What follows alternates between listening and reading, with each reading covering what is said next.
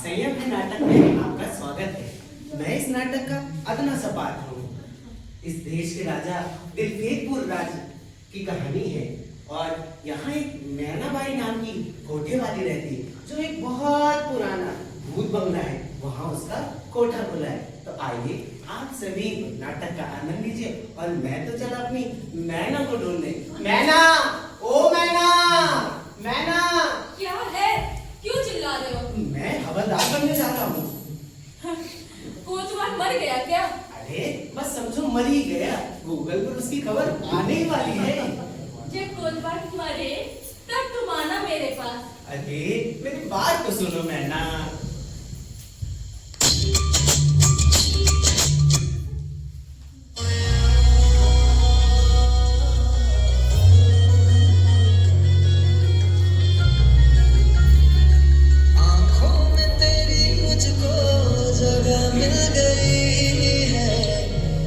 सांस लेने की वजह मिल गई है, आंखों में तेरी मुझको जगह मिल गई है, अब सांस लेने की वजह मिल गई है, रब हो गया है मेहरबान, ओ मेरे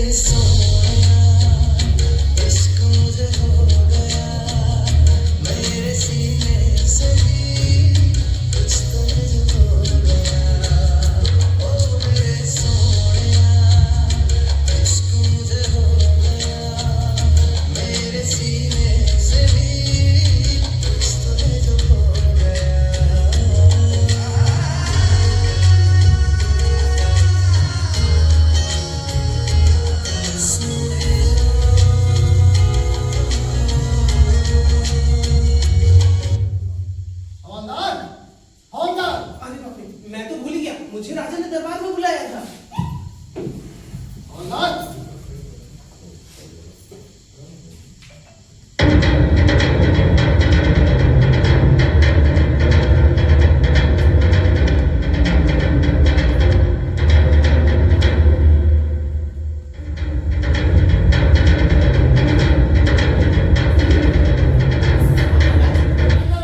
सलाम महाराज, आप रुकते नहीं और मैं सलाम नहीं कर पाता। दरबार है धर्मशाला। धर्मशाला?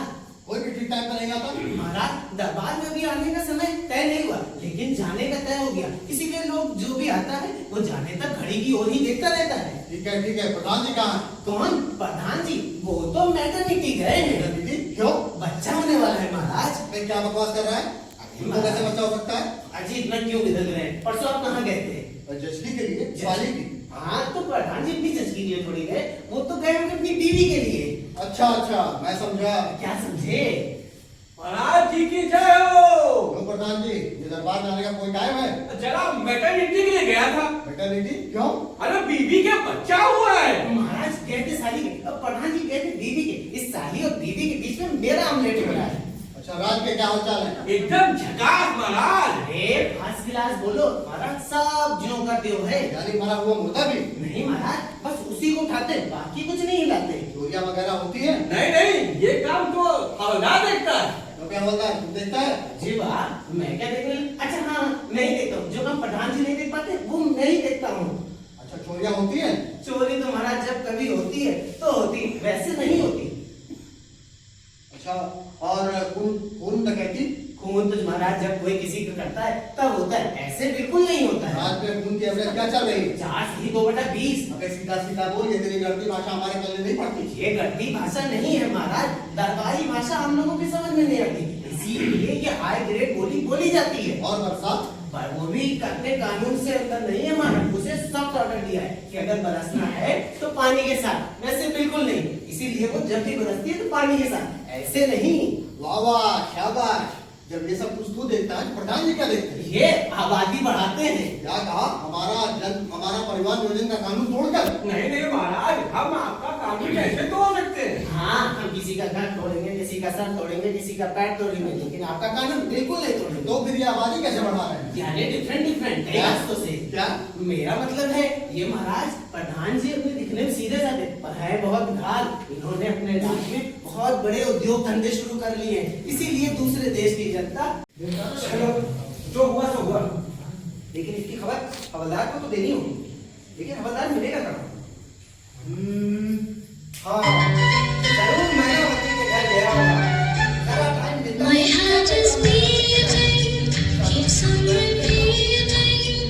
I'm waiting for you. My heart is beating, keeps on repeating.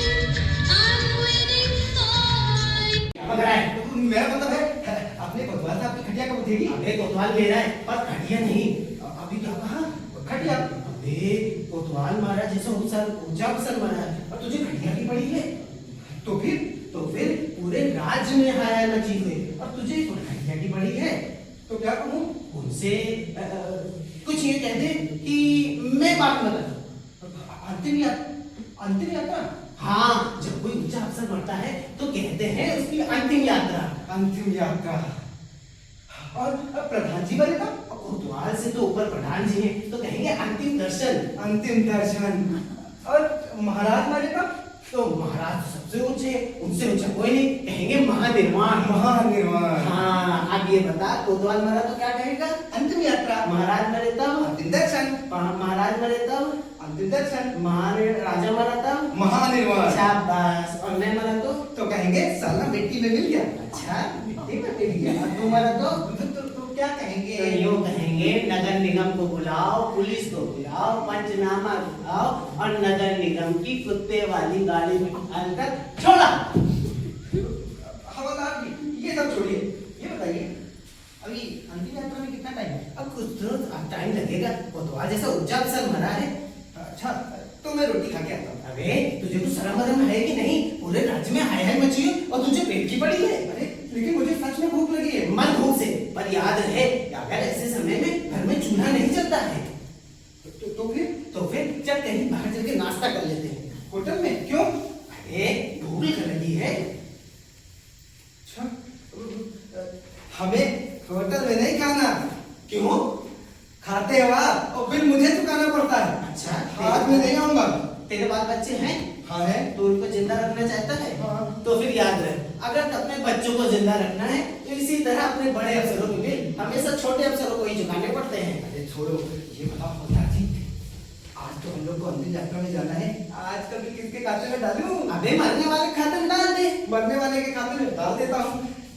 7 मन लकड़ी और 2 प्लेट छोला भटूरा। अबे गधे, तेरे बाप ने कभी हिसाब किया है कि नहीं? फिर तो मान लो कल को अगर ऑडिट हुई और असेंबली बुलाकर ये बहस छिड़ी कि मुर्दे ने 2 प्लेट छोला भटूरा कैसे खाए, ये तो सिद्ध कर देंगे। पर हम ऐसा लिखे ही क्यों? इससे बाद में झंझट हो।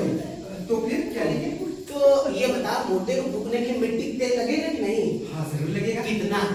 यही कुछ 5-6 बोतल। हाँ, तो लिखना 6 के आगे लिखना दा, और दा पे लगा देना फुल स्टॉप, यानी 6.5 दर्जन। 6.5 दर्जन? वाह हवलदार साहब, आपका दिमाग तो मानना पड़ेगा। हाँ। कहाँ से सीखी है विद्या? कहाँ से सीखी वो नहीं बताऊंगा। अरे बता दो। मैं नहीं बताऊंगा। अरे बता दो। कहानी नहीं बताऊंगा। अरे बता दो। आपको मैंने रानी की कसम। फंसा दिया ना। बताओगे तो नहीं, 10 साल नगर निगम में नौकरी की है। क्या विद्या सीखी है? मुझे भी सिखाओ। हाँ सिखाऊंगा, बिल्कुल सिखाऊंगा, पर अभी तो यही रुक, मैं अभी बाहर से आता हूँ। क्यों? मैं दर्जी के पास जा रहा हूँ, कोतवाल बनने जा रहा हूँ ना, तुम नाप देख कर ड्रेस का। क्यों खामखा पैसा बर्बाद करते हो? तुम कोतवाल नहीं बनोगे। क्यों? प्रधान जी का साला बनेगा। क्या? वो साला लप्पू छन्ना? हाँ। ये साला बात तो बहुत खराब है। मैं इस साला बात को खत्म करके रहूंगा, और अगर मैंने उसे 6 महीने के अंदर पत्थर तोड़ने न बिठाया तो मेरा नाम हवलदार नहीं। चल देखते हैं फिर क्या तुम करेंगे। दोनों शादी का इंतजाम करो। अब कान खोल के सुन लो, मैनावती से शादी केवल मेरी होगी, ठीक है? जाओ सब इंतजाम करो, अब तुम ही जाओ तैयारी करो।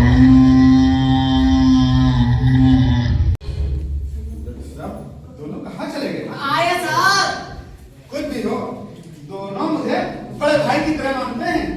क्या सारा इंतजाम हो गया? साहब इंतजाम हो गया।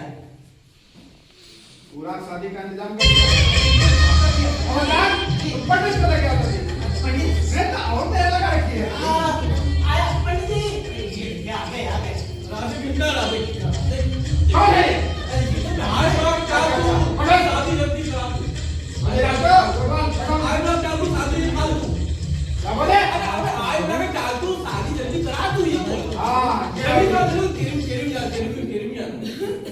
अरे केरमी शादी करानी है जल्दी कराओ कहाँ से लाए? कन्या बुलाओ तो मुड़ा निकला जा रहा है नहीं करो आप तैयार है इधर इधर इधर कलमान इधर ये कन्या बुलाइए कन्या ये ओम मंगलम भगवान विष्णु ओम गलम जल्दी हुए भारत नहीं है बना दो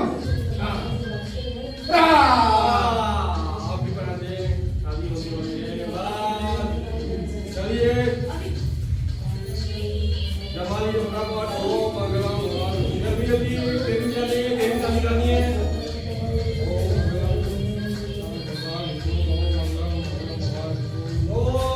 शादी संपन्न हुई खबरदार दक्षिणा चंदा दे दो दक्षिणा दो अभी दे दो। 1,00,000 रुपया मैं उसे काट के दे दूँ जी जी जी जल्दी जल्दी तेरी में आती तेरी शादी करानी मतलब इसको बाहर बैठ मैं अभी दे देता हूँ। अरे जो बाहर मेरी मेहनत थी अब तक कहाँ थी अपना कमरे में। हाँ, अब मुखड़ा पर्दे के पीछे ही देखना।